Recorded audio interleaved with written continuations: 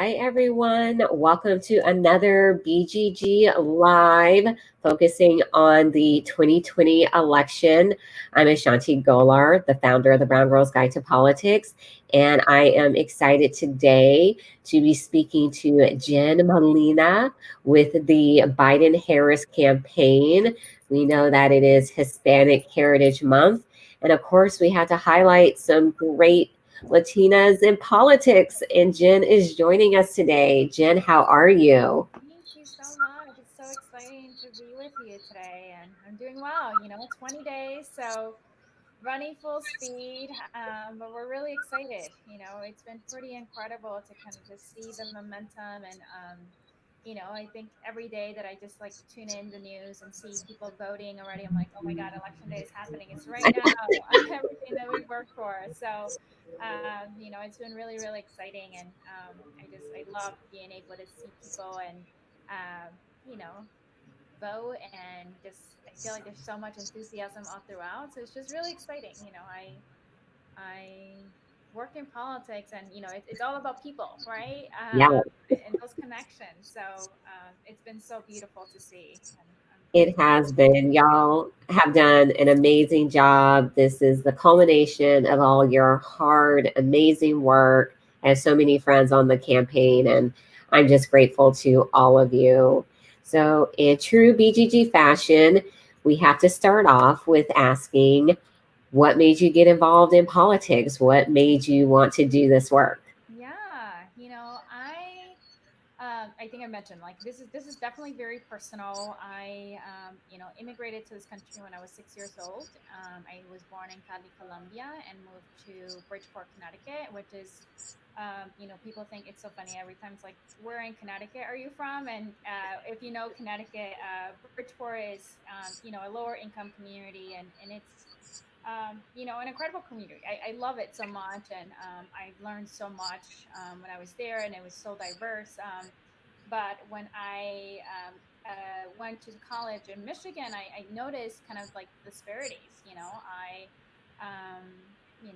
grew up in a like low income household, and we grew up without insurance, and even finding out how to pay for college, that was such a struggle. And I would have friends who would come along with just their like check in their hand, and I was struggling to figure out the financial aid process. And I think for me, it really became about seeing more voices, and having voices at the table that are representative of the day-to-day struggles of every community throughout the country, right? And I realized quickly that politics is everything.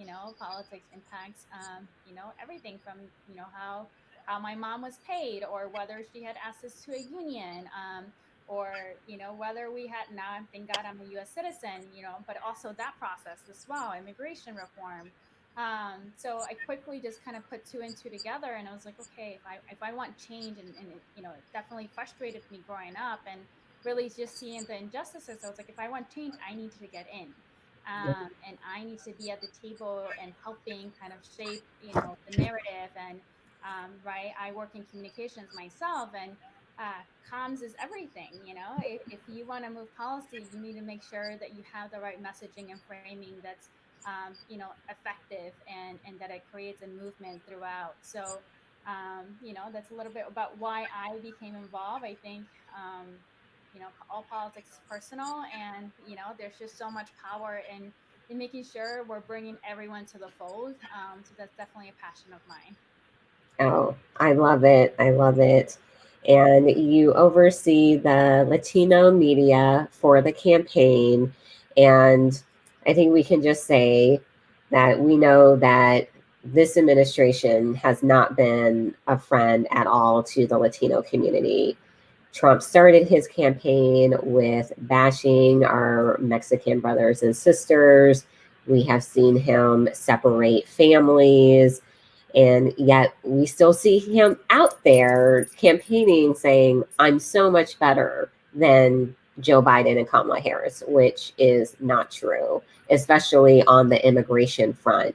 So Right. tell everyone a little bit more about how the Biden Harris campaign would tackle immigration. Yeah, I think first and foremost is treating immigration with compassion and really, having family reunification being at the core focus. Joe Biden has promised since day one as he becomes president, that he will work directly with Congress to actually work on a bill that puts the 11 million undocumented folks in this country in a pathway to citizenship, ensuring that our DACA recipients are protected. We have seen the Trump administration just play politics with people's lives. It's really it's cheap politics. He's really used immigration to create this hateful rhetoric, and it's been devastating. It's been devastating communities, and we just have seen I think folks are just so tired. And I remember, I actually remember the day that Donald Trump announced his presidency, and you're just kind of like, oh my God, this isn't real. Like we're living in it was 2016, and you're just kind of like, 2015, I don't even know, remember now, but you're just kind of like, we're past this, and this is not the America that we know. And I think this is something that Joe Biden reiterates so much, of the fact that, like, we are in the fight for the soul of our nation, and I Mhm. deeply do believe that, because to me, like, America is still the country where you know can open opportunities for families like mine. My mother is single mother, like, decided that we were living in Colombia, which at that time, it was the 90s, and obviously not the safest country. And, she wanted to bring us to this country for opportunities. And, we've been able to fully live the American dream. And it's so devastating to see this administration just play politics with people's lives and kind of strip that away from us. Like, this is integrated into our American values, right? So, it's very, very frustrating, but it's even more reason for everyone to get engaged, to utilize your power. If you're frustrated right now in this moment, it's really devastating, and it definitely gets to you. There's days that you're just like, oh my God, I can't take this anymore. When you're having the president of the United States just bashing your community so much, I think it's so important to kind of, yes, take that moment. Obviously it's not okay, and accepting that, and then kind of getting to work, because we all have to fight for the future that we want. And I deeply do believe that that future is so much brighter with Joe Biden and Kamala Harris, who have concrete plans for our communities. They want to ensure that every kid, regardless of your zip code, has equal access to opportunity. That income level doesn't prevent you from attending college, and actually having concrete policies. I just want to go back to that, of let's get back to actually proposing solutions for the American people, instead of just this hateful rhetoric, and just seeing a president who utilizes Twitter to communicate. And it's just, I can rant on all day about the feelings, but I I just know think it. it's so important, of especially in immigration. There's so many families across the board. That There's so many DACA recipients right now who are kind of in fear. I have friends, I have family members who are just in fear of what tomorrow might bring, because this precedent, is just so unpredictable. So we definitely have to take power, and make a difference with our voice and our vote. Absolutely. And when he got elected, so many people would ask me, "Oh, Shanti, what do you think? What are we going to see?"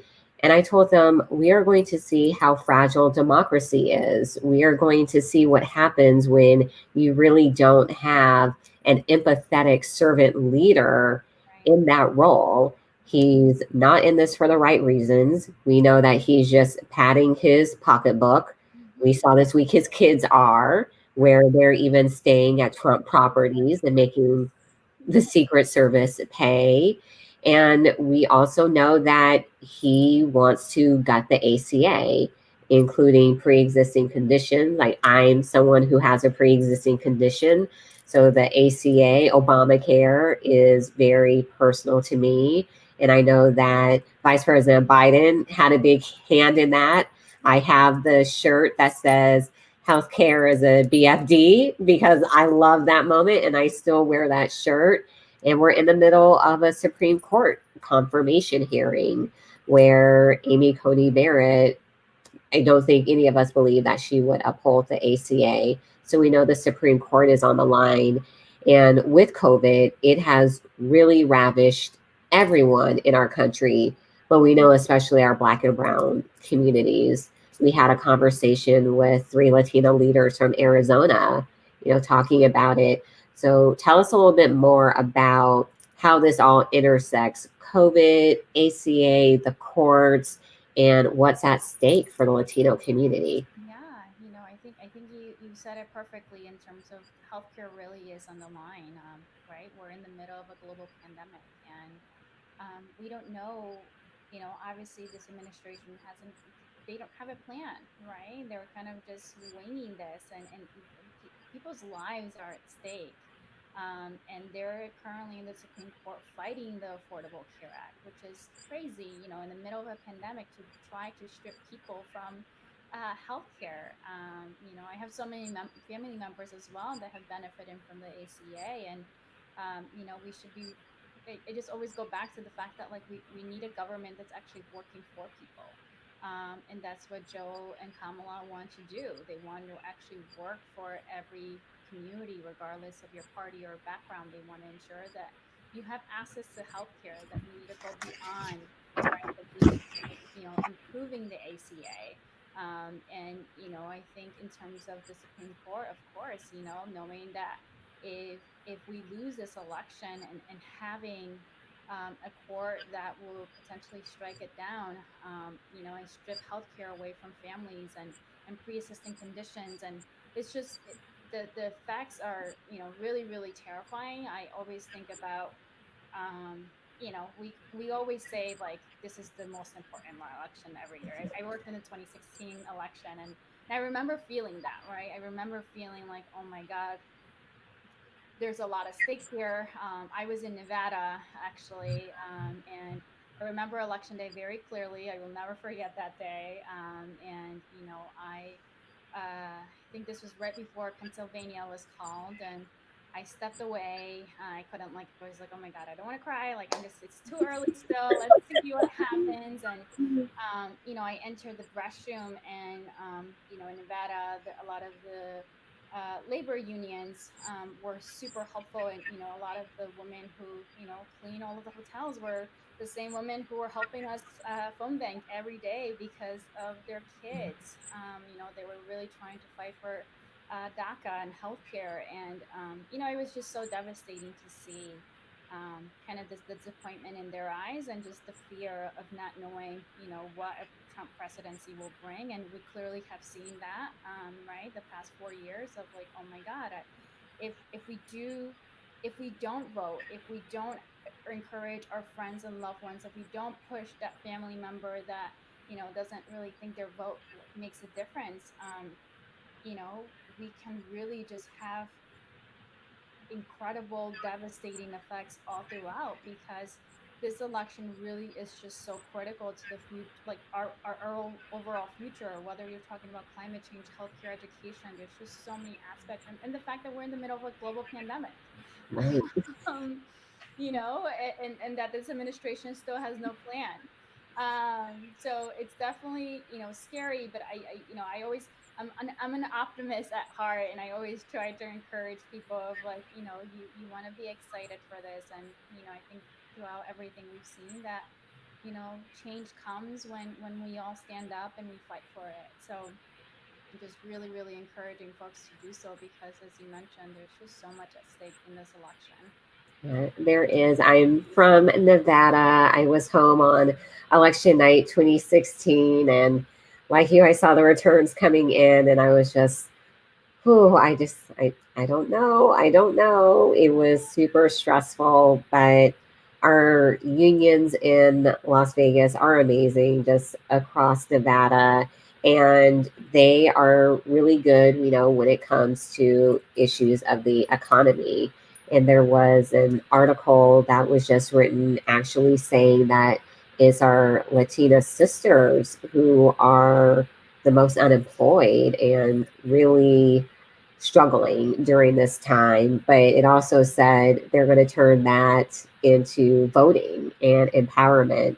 So when it comes to the our Latina sisters, what are some of Joe Biden's plans? Because we know he's great on women's issues when it comes to like the Violence Against Women's Act, which we still need to get reauthorized.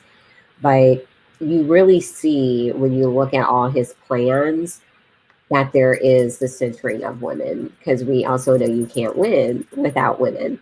So tell us a little bit more about the campaign's work with the Latina Okay, so community. we know that Latinas in this election were really just, we've had several actually outreach programs knowing just the importance of the Latina vote. Knowing that Latinas are, the heads of the households. And if we get Latinas, we know that we can get, their kids and, they just have so much influence. I come from a very like heavy female dominant family, and it's whatever mom says, right, or whatever your sister tells you to do, you just go ahead and you do it. So we've been really intentional in ensuring that we have outreach programs that are reaching out directly to Latinas, right, that are speaking directly to the issues that matter to them, right, about ensuring that we have the necessary training to enter the economy, and you have options, right, that whether you if you want to go to college, if you don't want to go to college, like these are your options, and you have equal opportunity to succeed. Um, and then also ensuring, sorry, I'm hearing my sirens. No worries. This is real life. um, Ensuring that we've hosted several different charlas across the country, which are just chats about what's at stake, and why us as Latinas sometimes we find ourselves kind of being kind of carrying the weight for our families, and why we need to really mobilize. And we've seen it all across, and it's been incredible to see just moms and different, like it's multi-generational, right? We have younger Latinas, and all throughout, getting engaged because they know just the stakes in this election. And it's been really, really beautiful to see, all across all of our battleground states, Latinas really organize, and they're the ones leading the charge with all of our Spanish language phone banks and our bilingual phone banks. And we've had several car parades, which have been really fun, and it's all been volunteer and primarily Latina led. And I think Latinas just kind of see just what's the stake, that it's our reproductive rights. There's just so much on the line, and Latinas are really kind of taking charge. And I love it. It's been incredible to see. Dr. Biden has been also incredible in joining us in a lot of our Latina outreach programs, which has been really, really great. And, we've been trying to ensure that we're uplifting Latinas all throughout. When Vice President Biden and Senator Harris were in Arizona last week, I believe, they met directly with a Latina small business owner in Arizona called Silvana. And, she has an incredible story. We featured her on several of our ads, and it was just a beautiful moment to kind of, have both candidates directly meet with her.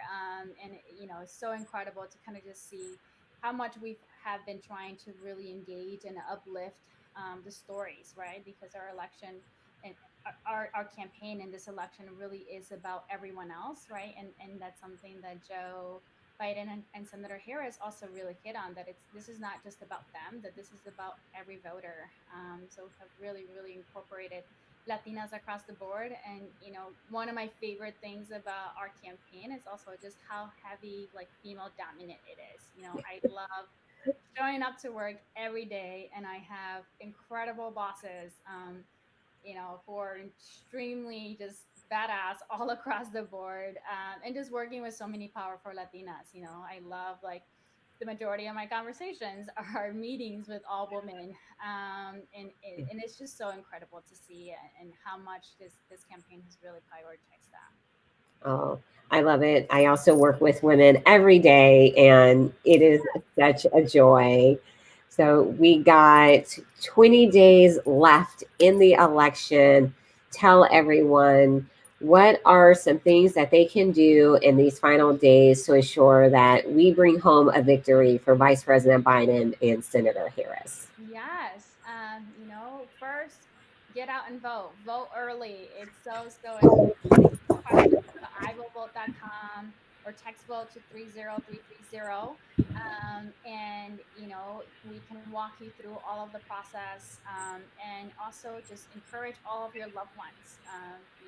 If you know someone who's on the fence, who's kind of doubting whether, their vote matters or not, invite them like to have a conversation, or invite them to some of our events. We're having daily virtual events. We're also having more in-person events, obviously socially distanced, and really prioritizing health and safety. We're all throughout.